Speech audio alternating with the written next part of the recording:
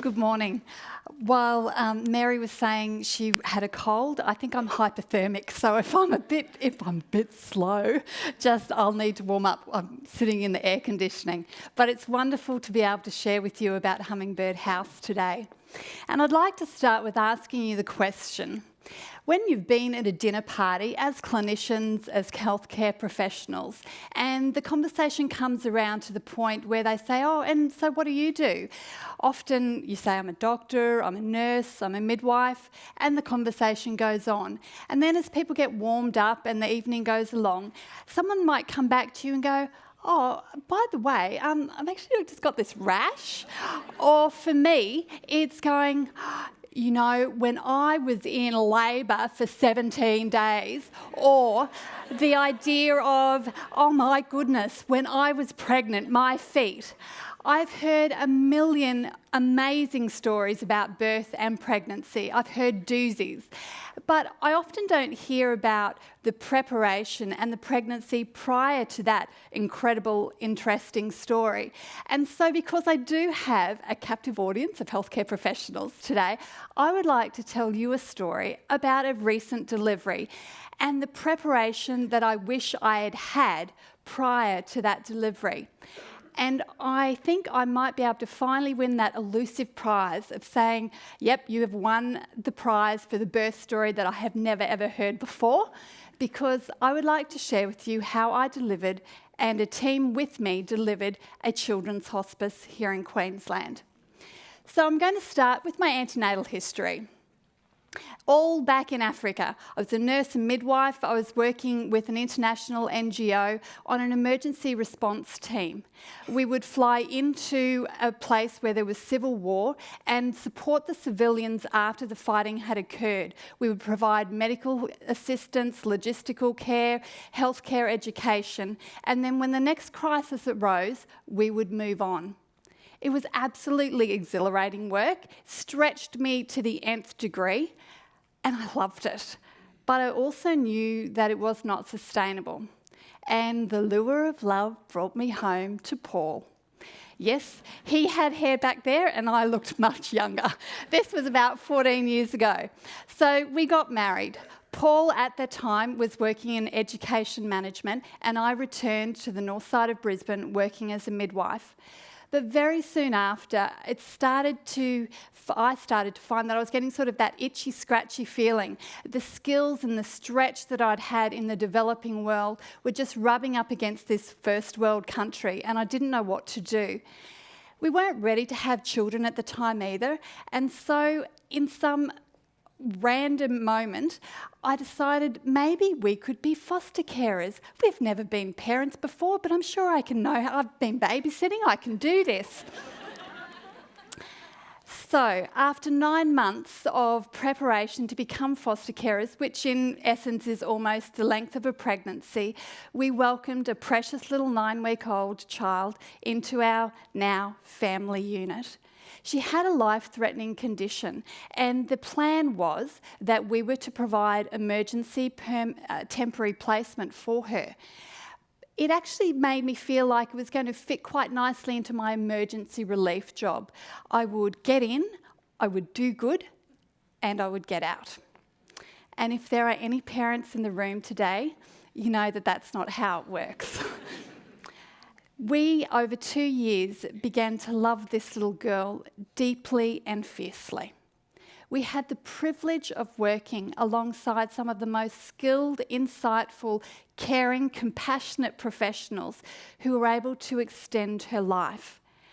And through that incredible journey of 2 years, we also came up against incredible, heartbreaking challenges, and we realised that they were not unique to us. In this process of living with and loving this little girl, we met so many families along the way who are also walking day by day with their child whose life was going to be short. There were so many stories of where I felt I failed as a foster carer and as an unwitting mother and parent. So many stories of when we were looking for services or support, either community or clinically based, we weren't able to find the right match. And so many stories of where you just wanted to give up. It was genuinely too hard. And then there were the families that we met along the way, the children, the carers. They all deserve their own story in their own right. And we realised as we were walking alongside these families that our story was just a drop in the ocean compared to what was happening across our state. And our story actually changed because this little girl was actually given the gift of guardianship. That means she was given a forever family who were able to take on the fight and the battle for her extended life. But losing her presence, as a parent would know, is quite a challenging experience. It was a grief that deeply changed my life, and a grief that I could almost say was almost touched on the debilitating side. But slowly and surely, as we grew through the process of losing her presence, that grief started to galvanise us. We started to wonder, what would happen if families like ourselves, who had a child with incredibly complex medical needs and a shortened life, had community-based support where they could just take a breath, catch up and get ready for the next challenge? What would it be like if not only the support was here in Queensland, but across our nation, even around the world? And we realised that we were pregnant. What we were carrying was children's hospice. We didn't realise it at the time, and there was a journey to refine that definition. But as I look back now, I think if we had seen an ultrasound, a medical ultrasound of what a children's hospice would look like, it would be a community-based support place with clinical support that complemented the incredible paediatric palliative care services that were already available. It would be a home away from home. It would allow parents to catch their breath and get ready for the next challenge. It would be a place where kids can actually just be kids regardless of their diagnosis. And this might sound reasonably inappropriate, but after those years, I started to grow an empathy with a pregnant elephant. The idea of a long gestation culminating in the delivery of a mammoth project is pretty much what we felt burning in our bellies. And what we realised was that our gestation period of years of loving and living with this little child had brought us almost to the point of needing a delivery room. Now, for most people, you would think, as a midwife, I have taught a lot of antenatal classes, and that's where you go to learn how to deliver your child or get prepared to deliver your child. And as we looked around for what are the classes, how do you deliver a children's hospice, we realised there really weren't many instruction manuals around this place. And so in true midwifery style, I thought, I'm going to create my own antenatal class. And I started with the birth plan. Now, as a midwife, we would always say, deliver your birth plan or develop your birth plan in a way that gets you from A to B with all your hopes and dreams from point of pregnancy to point of delivery. But also realise that the plan is only as good as the people who are going to be able to implement that plan with you. And as many clinicians in the room would know, that plan needs to be revised and revised and revised after each contraction, and you get closer to delivery. And I realised, our team realised, that we developed an incredibly strong business plan. It needed to be revised, but it also needed to be very detailed to describe how we would choose to get from the vision to the actual delivery. It spoke around the collaboration of working with the existing organisations and clinical care providers. We didn't want to go this alone. It spoke about sustainability, because we could deliver this child or this service, this dream, but if we couldn't sustain it, there was no point even starting the labour process. Another element of really important instruction in an antenatal class is really walking your expectant parents through the process of who actually needs to be in the delivery room. Because often you'll find to have a safe and successful delivery, it's not just the parents there. It's the midwife, it might be the doctor, the paediatrician, the other team in the labour suite. And we recognised that we could not do this alone. I wanted the best of the best in that delivery room. We collaborated with many people around Queensland, Australia, and internationally. I wanted the best of the best for a safe and sustainable delivery. From Queensland Children's Health, East Anglia Children's Hospice, we have a training agreement in the UK, Very Special Kids in Melbourne, Bear Cottage in Sydney, Australian Commonwealth and state governments. We've got corporate support, philanthropic support and construction support. It was a cast of thousands. This was not a one-man show. I needed a safe delivery for this children's hospice. Now, during this planning and knowing who was going to be in the room, we also recognised that we were doers. And the problem is, often women in the labour room, or in the antenatal classes, I should say, go, how do you know when it's really time? You know, is this a false start? The amount of phone calls I've had in the middle of the night when I've been on a birth suite going, I've just got a bit of a niggle, I'm not sure whether to come in. The idea of spurious labour, that natural urge to have a false start. As I said, I am a doer. I looked for so many ways, having a plan and having the people around us to go, what can we do right now? We looked at purchasing properties and refurbishing them. We looked at doing pop-up respite just to feel like I was helping these families that I had met along the way. We even looked at selling our own home and refurbishing that. But the brilliant part of having good people around you and our Hummingbird House Foundation board was that they were on the other end of the phone saying, it's not the right time. The contractions aren't long enough, strong enough, they aren't frequent, they're not regular. Stop. This is false starting. We would have used up so many energies, ideas, relationships if we had tried to deliver something that wasn't ready to be delivered. But as you come to the point of going, you're on the phone, and as a midwife you're going, oh, actually, I think that does sound like you need to come in. Coming into the labour suite, we often talk through, and in antenatal classes, I would talk through the stages of labour with families and expectant parents using a partogram, and most of you would know what a partogram is. It's the process of documenting the labour, the progress of contractions, documenting the well-being of the mother and the child to the point of delivery. I thought the easiest way to do this in true midwifery style and oversharing my birth story is to talk through the partogram. We started in 2011. We had our business case and our birth plan. We went to the Federal Senate inquiry into palliative care. We went to the Queensland State inquiry into palliative care.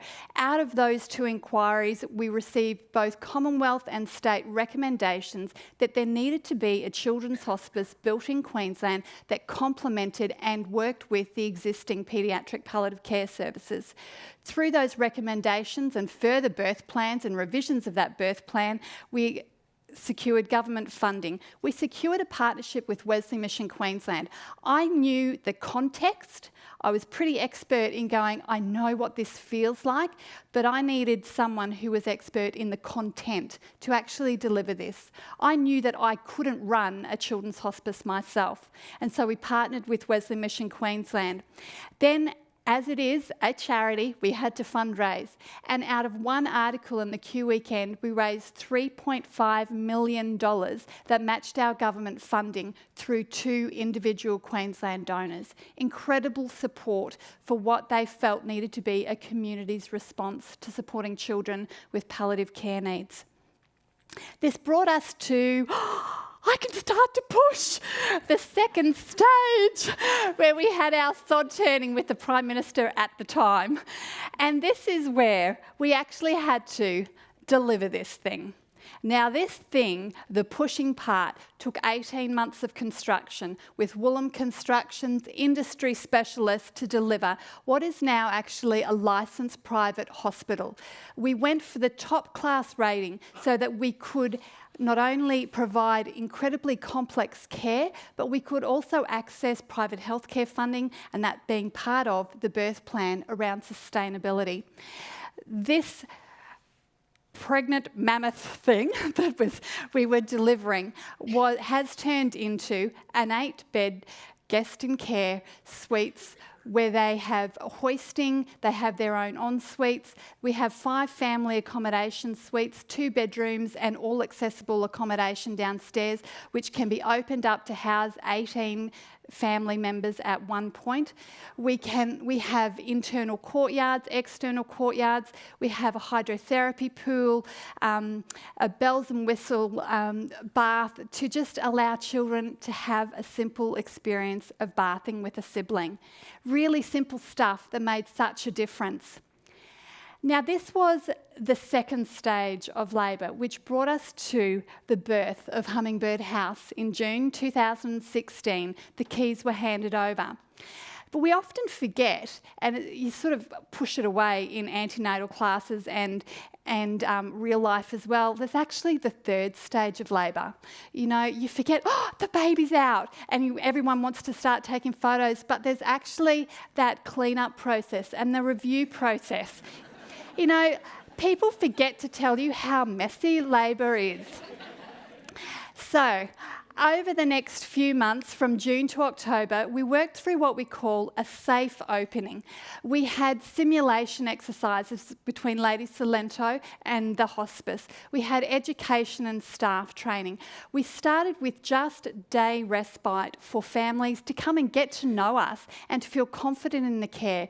We moved that slowly into overnight stays and then extended that into 3 to 4 days stays, where finally we came to October the 7th, 2016, we're on World Hospice Day, where we officially opened Hummingbird House.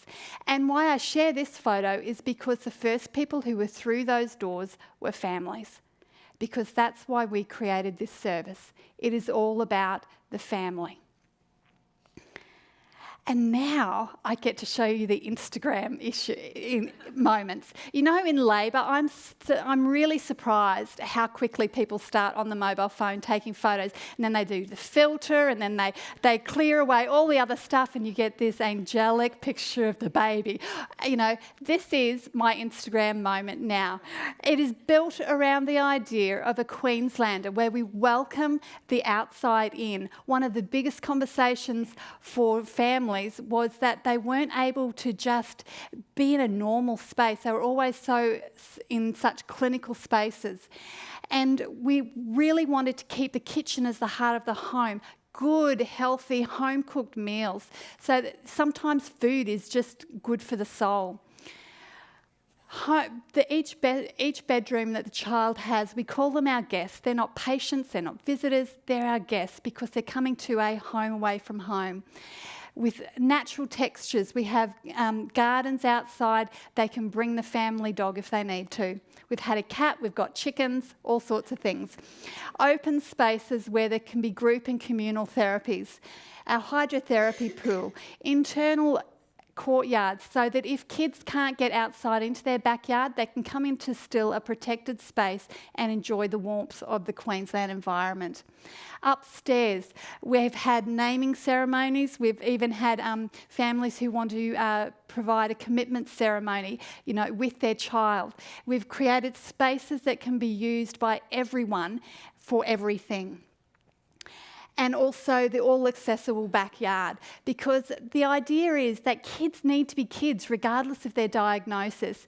Families don't just consist of the sick child, it's also the grandparents and the brothers and sisters, so the entire family can come and stay and be supported during the time.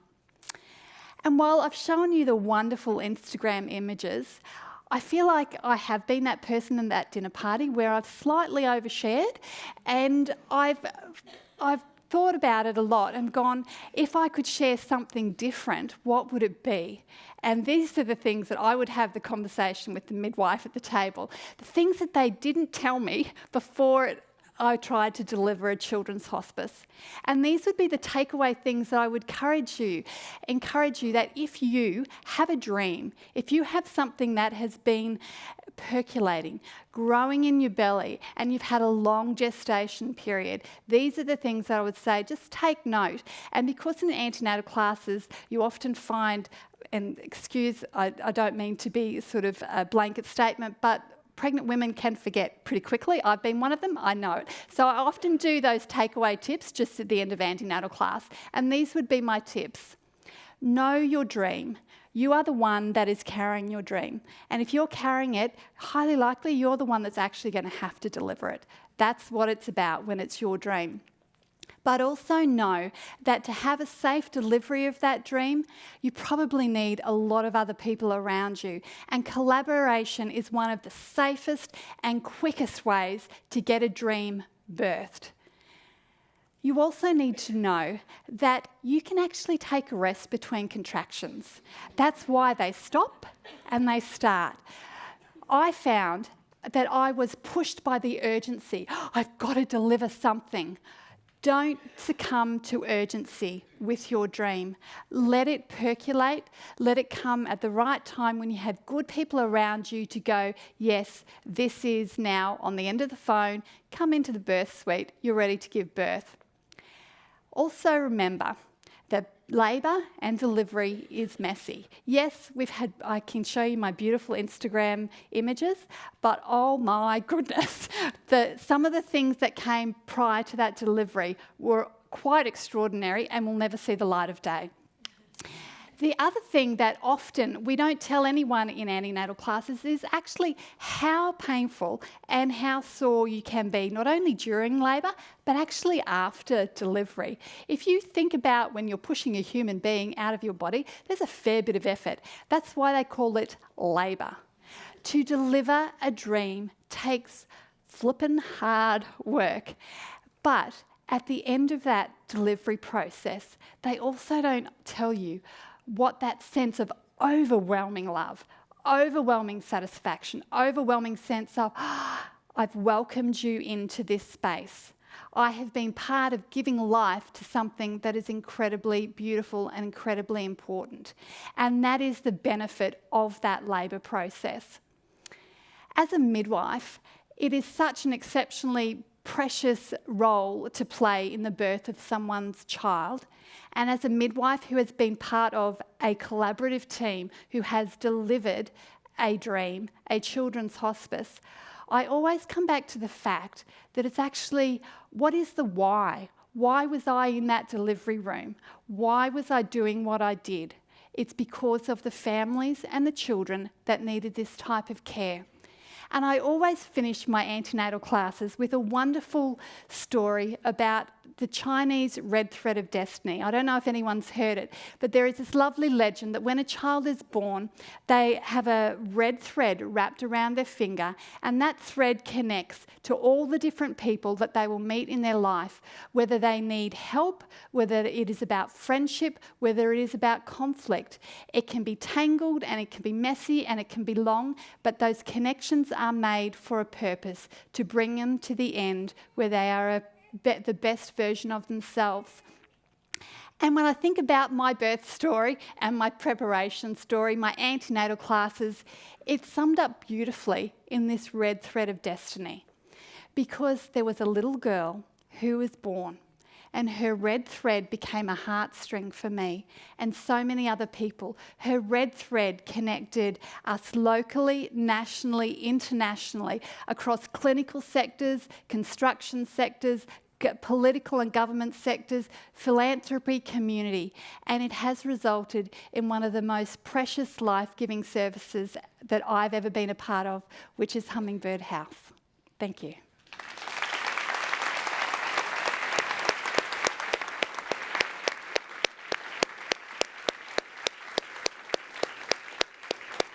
Wonderful, thank you. Grace? So we've got a couple of questions from Twitter for you. So the first is from Natalie Thirdle. Is there a long waiting list for Hummingbird House? And I will tag on the second question from Marianne at Ferality. If you had funding, would you want to open more houses in Australia? Yes, so two great questions. The first one is there a long waiting list? So according to the most current data we have, there's over 3,700 children in Queensland who live with a life-limiting condition. And so not all of them will want to access hospice care and community support from Hummingbird House, but there is a waiting list in terms of we are 8 beds, and how that works is we have a holistic needs assessment approach. And so when there is a referral, which can be made by your GP, your clinician, families can self-refer, social workers, they meet with the team and find out, we ask them actually, what do you need? And sometimes it's actually not that they need to come and stay in the house. They may just need a bit of signposting to some other great services, or they may just need some sibling support or some grief and bereavement. So that's a roundabout question of, is there a long waiting list? We have a very full list of families who are wanting to access different elements of the service, and how we're getting around that is finding how we can drop them in and out where they sit most appropriately at this point in their journey. And if we had more funding, that's the biggest question. Our birth plan was to make it so that it could be replicated. We do feel that within the geography of Queensland, there would be opportunity for a second service further north, because we're all about trying to keep families connected to their community as closely as possible. Part of also our business plan or our birth plan is to have a reach beyond the building, because not everyone can come to your building, and so part of our plan is to provide community support. So I would actually say that our first answer is, if we had more funding, we would develop our community support, and then we would look if there was appetite further north. But this one needs to be sustainable, and we've only been open 12 months, so that is a long-term question, a revised birth plan. Great, thank you. And I just have one great comment from Chanel McGrath. Rural remote, some of the best concepts have arisen from a spectrum of human emotions, a way to find meaning after a life-altering experience. And I think we can all agree that you have done that. Thanks. Wonderful.